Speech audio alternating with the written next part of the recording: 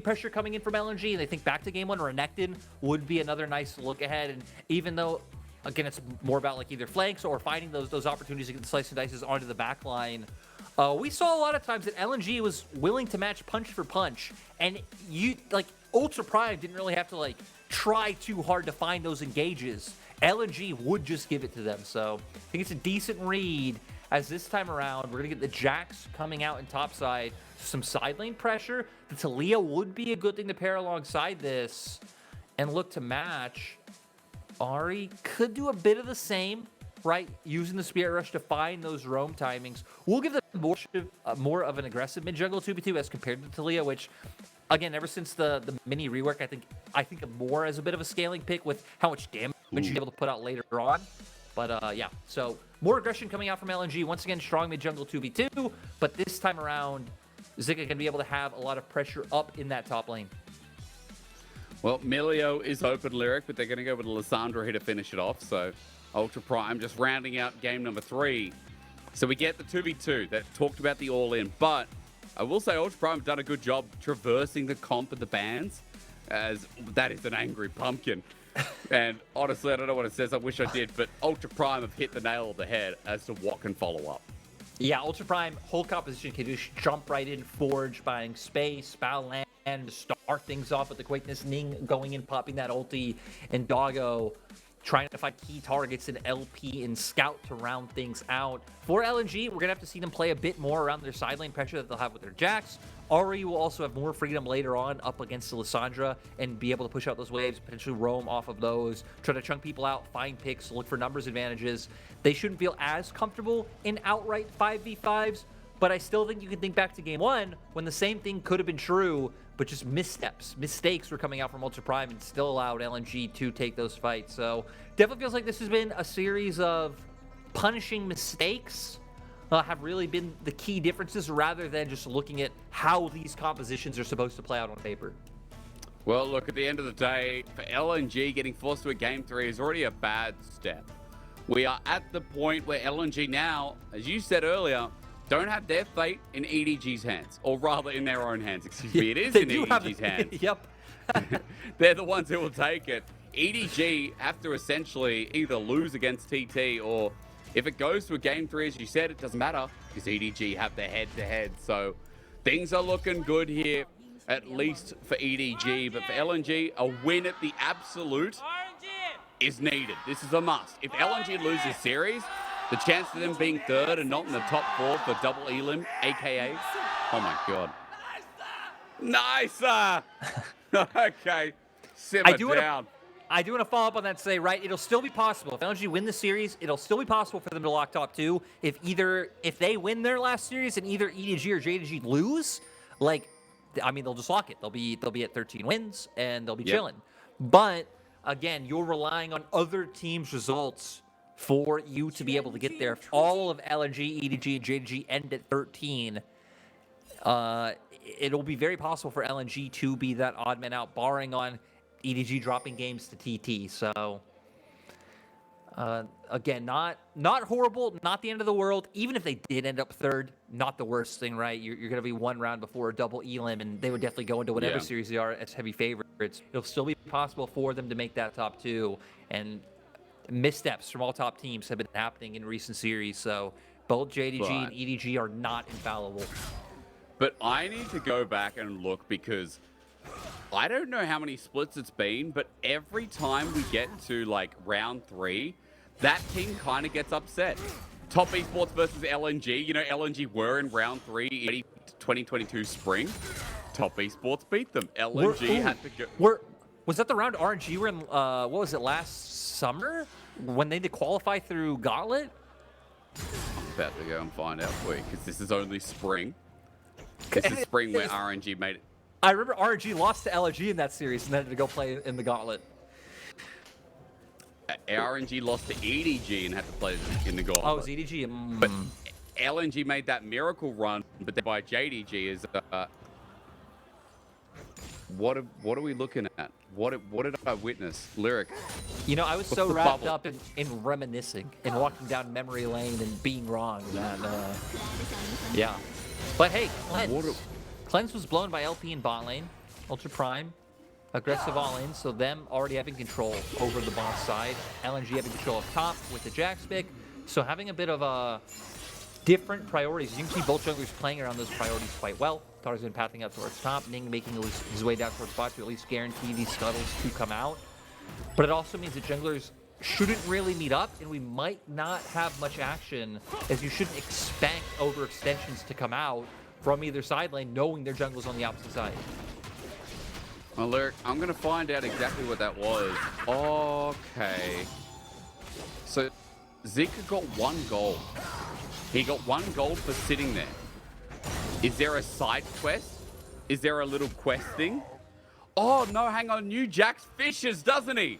He caught a fish. That's what it was. I was wondering, I was like, what just happened? But New Jax, he stands there and he goes fishing. He caught a fish. I forgot that existed. Yeah, and he gets like 1 gold. And I was like, what is that bubble? What is happening? Jax caught a fish, guys. Great stuff. All right, Lyric. Mystery crisis averted.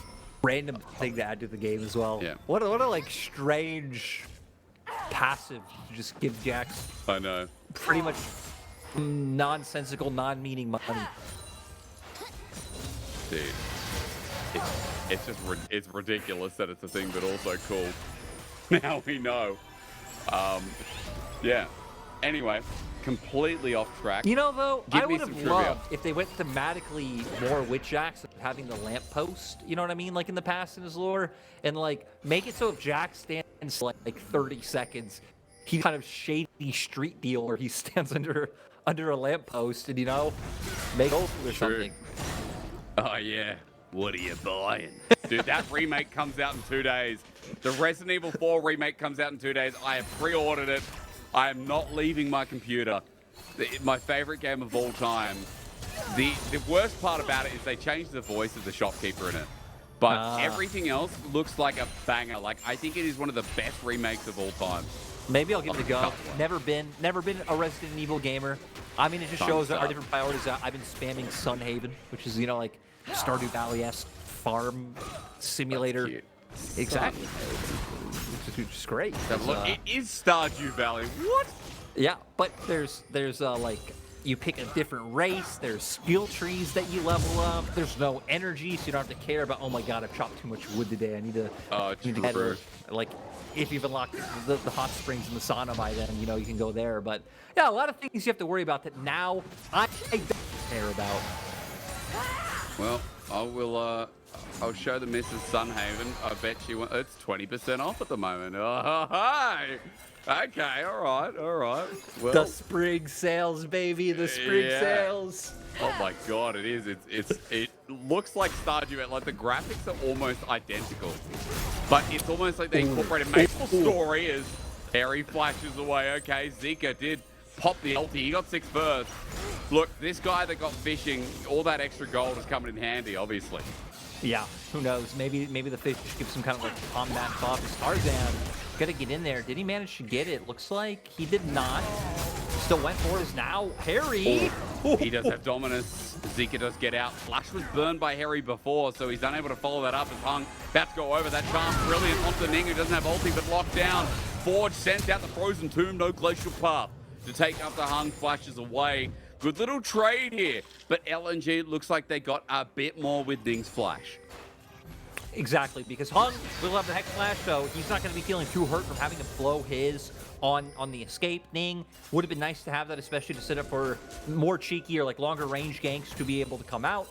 Isn't going to be quite possible, but I like how we already have action starting off quite early. Sure, a kill hasn't happened, but almost solo kill on top side, kind of going both directions. This action side scuttle. And now looking at where we're at, I mean, Scout still having a Spirit Rush up. Always potential in this mid lane. Nice charm. But even being able to roam, even, you know, unlocking Scout from lane, linking up with Tarzan, because Tarzan should be pretty close to having his Cyclone up as well. This is where we can really start to see action unfold. And look at the time. 7 minutes, about to be 30 seconds on the clock. Rift Herald's going to be up. So that could potentially be where LNG want to look.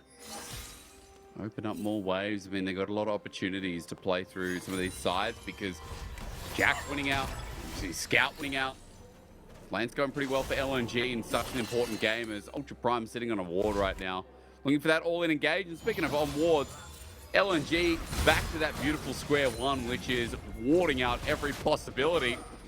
Two different plays, both spotted out, even going for the all-in. They knew Ning was here, but he ults out. Zika flashes away, doesn't trust that he can survive the damage, and that timer on Hery's ultimate, it's coming real close. So I respect Zika playing more safe than sorry. I also like what Ultra Prime did here, because they realized that Jax will just outright win the 1v1, so if they want Prio for Herald, they need to attack the top lane first before being able to walk in. That's what they go for. They're going to find Tarzan. Cyclone will come through the Spirit Rush as well. Ning does have his ulti, but he doesn't get the pop it. Dies down to first spot as Zika with a good counter-strike. Forge only splits himself in place. The Frozen Tomb's down, but Hery's in trouble now, and Forge has got no other escape. Scout with the follow-through. All it takes is one more bit of movement. He has the flash. He's waiting for the charm. But Hery has the movement speed to get on out there while LNG get two great picks. In front of that Herald Lyric, that's a done deal. LNG, I mean, great job of punishing coordination from Ultra Prime.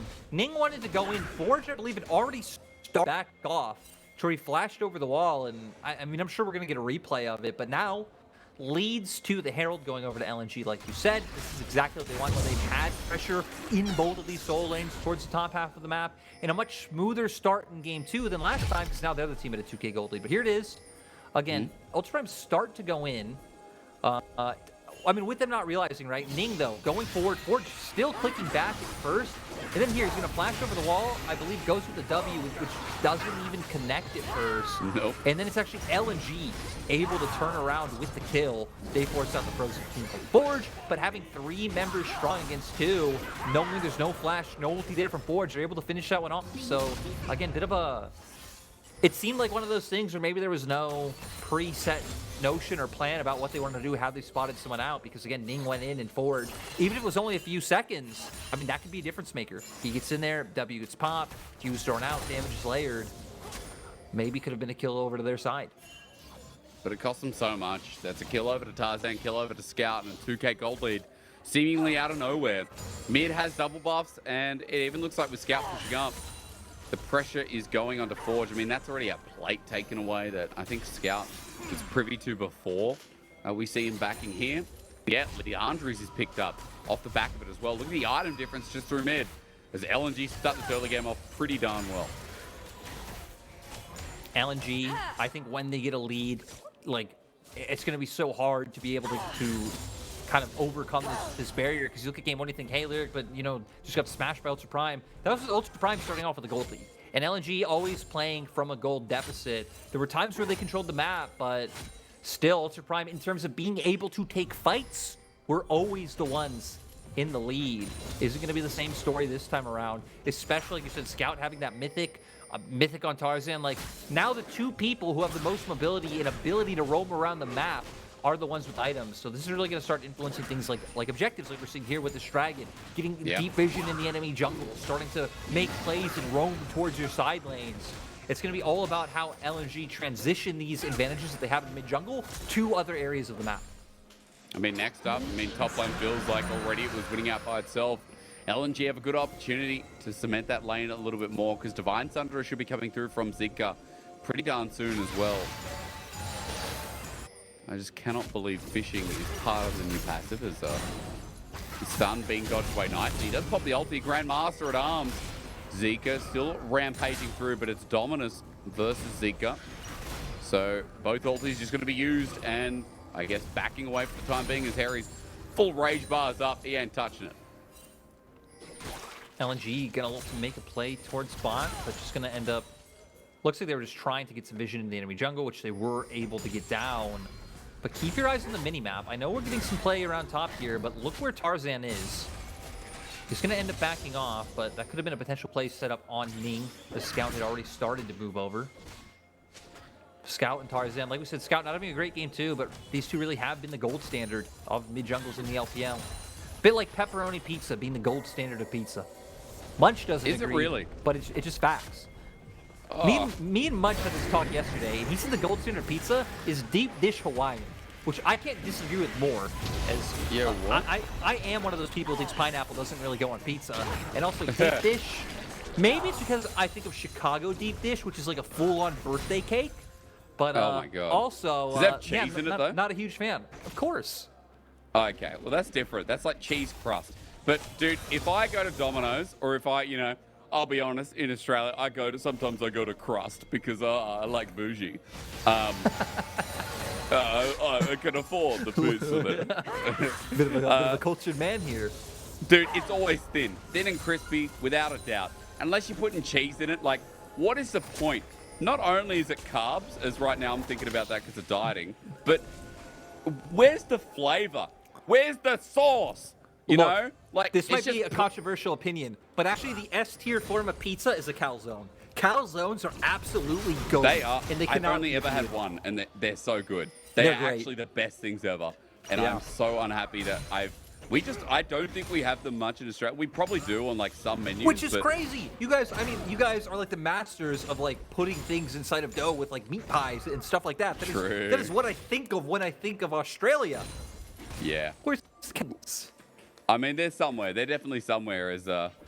I need to pause quickly because Hery's about to die. The reason I know why is because Zika, as he runs up to the turret, is gearing up for Tarzan to come through as well. Never mind. I guess not. We're going to pause for now because Tarzan's still waiting. All I'm going to say is that thin and crispy is great. I think the standard of pizza needs to be like the Italian way. Margarita, which is cheese, tomato, now you do need to pause. And a plain one that Hery is kind of like, right? Then you bring in the meat lovers. Hery flushed away. This is a good little mitigation, but there's too much CC and Zika keeps tanking it up. Down goes Hery. The kill goes over to this Wukong, and LNG are still back on top. Yeah, LNG putting him in the oven for far too long, burning Hery up in the top side, is now hung.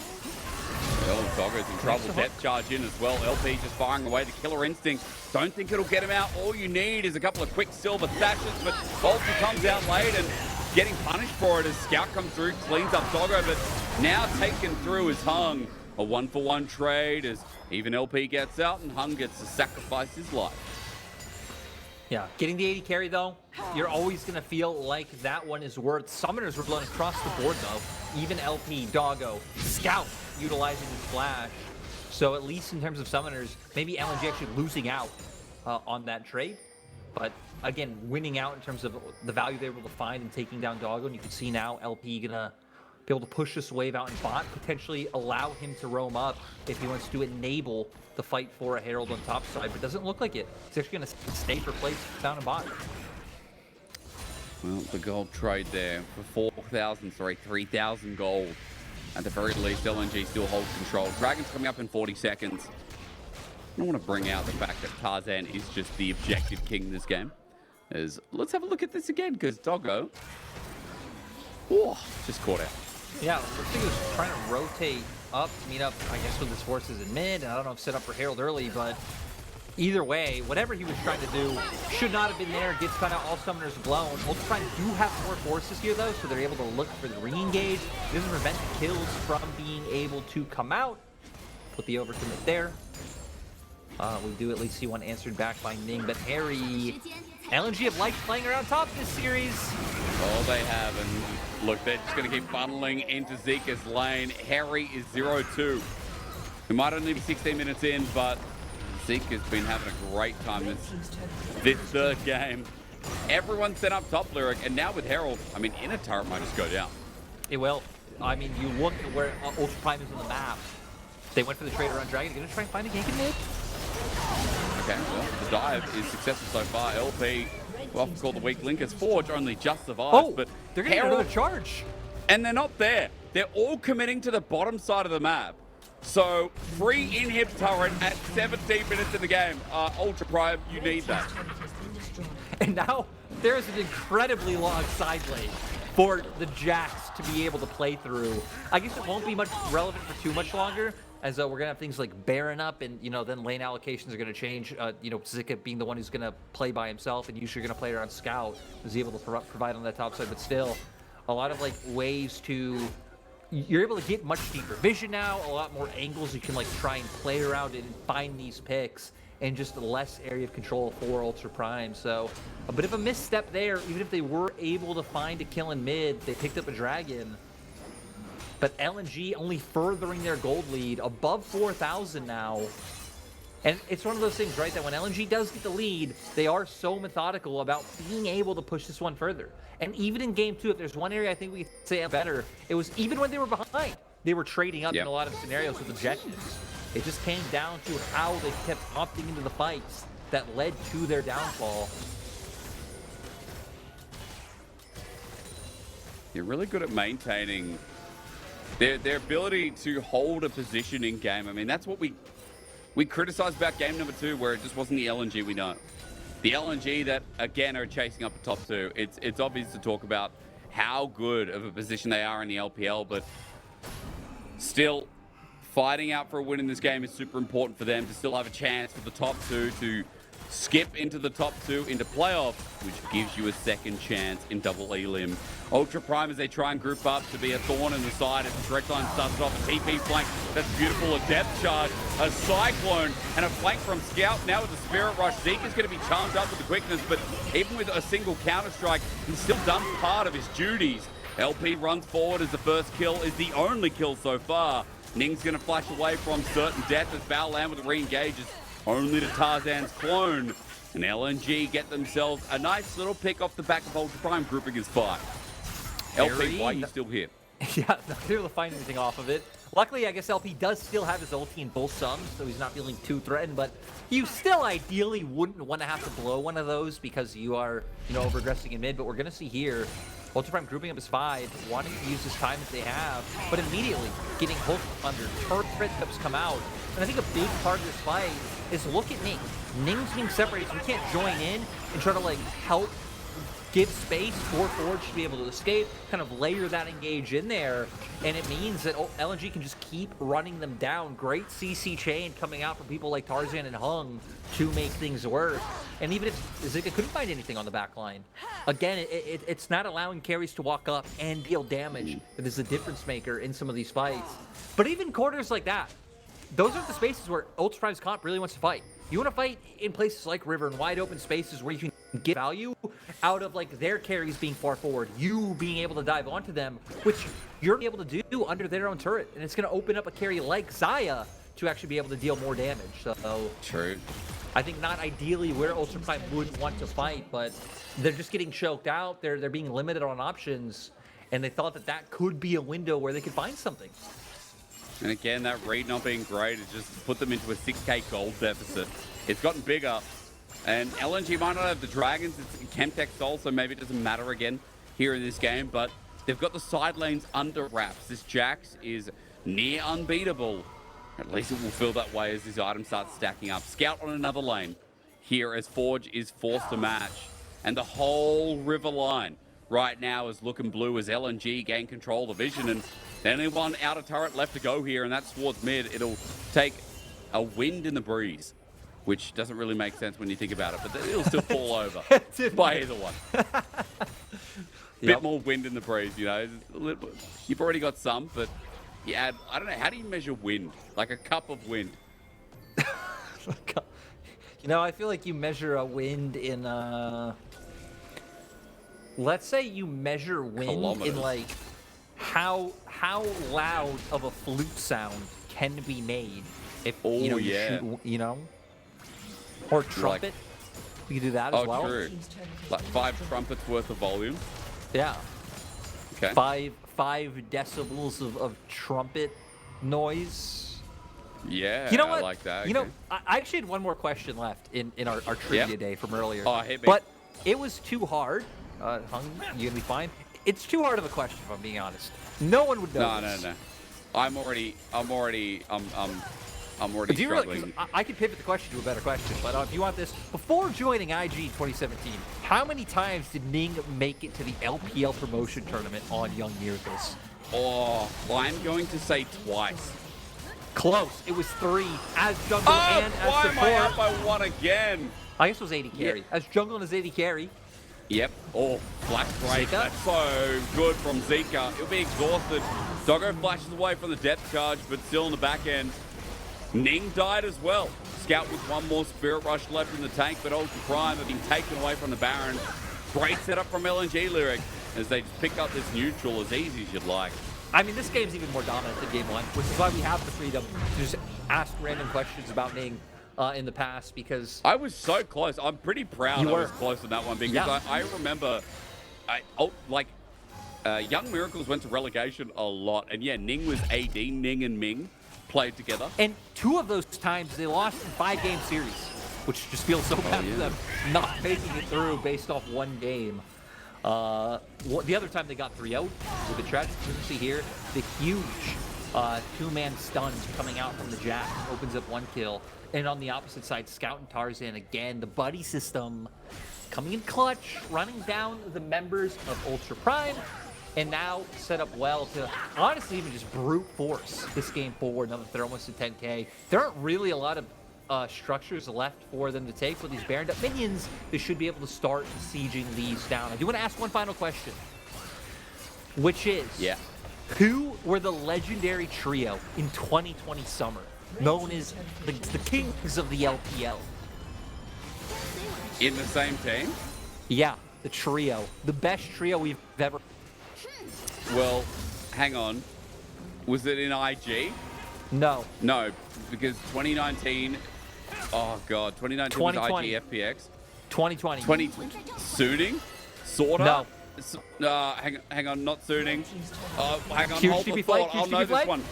Yeah, it's a big one, but I think it might be too late because Baolan's just dead. That turret's about to die as well, and as Ning engages, he'll find that credit card. Only separates him from Mortal Reminder. Forward goes Scout, great Spirit Rush into Charm. This is more like it. LNG, I don't know what happened in the second game, but number 1 and number 3 show that you're one of the best teams in the league. As Forge left isolated golden, but he's only got 1 Zhonya's, 1 watch, and Tarzan starts spinning to winning. Doggo's now going to die. LNG are still going to end up 12-3. LNG are still going to end up high and mighty in the LPL. As Ultra Prime try to make this competitive. Game 3 is a wash. 14 kills, 2 deaths. That's more like it. Great showing from LNG in Game 3. Able to bounce back from, again, a tough loss. Again, pretty uncharacteristic loss for them in Game 2, where especially Scout really was just getting punished. But this game, they should once again, if they get the lead, you can see what they're able to do, just making Hery's life a living hell in that top lane with how much pressure they were putting up there. Catching out and punishing mistakes from the opposing side. Again, you think back to like Doggo down in that bot lane when he got caught out by the LNG bot side. Just so many things going awry for Up. But LNG going to feel great to take advantage, put themselves at 12 wins. And again, they still technically will be at 30, even though they are now just tied with EDG in terms of series and games. But now, in a position where if EDG or JDG misstep, they will be able to punish and break into that top 2. So the only question I have is the